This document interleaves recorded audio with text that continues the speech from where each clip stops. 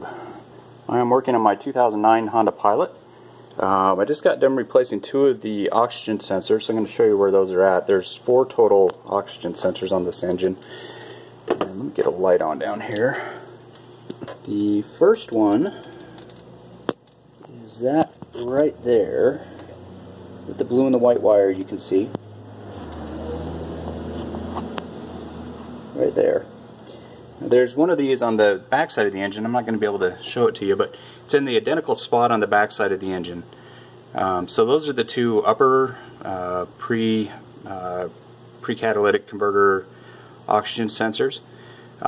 So to get those out, you need to get a special socket, just like this one. And the way this works, it has a little gap here on the side.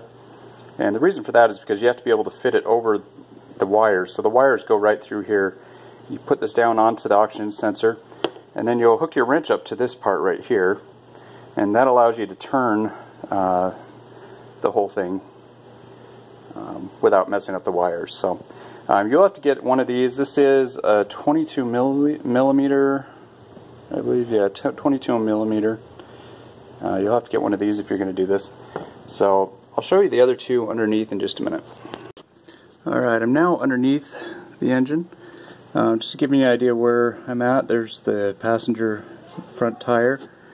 And you come right over here, and there's the front oxygen sensor. You can see the wire going up there. It leads up to the same spot as the other one. And it's the same thing, the other one, you can see it is right back there.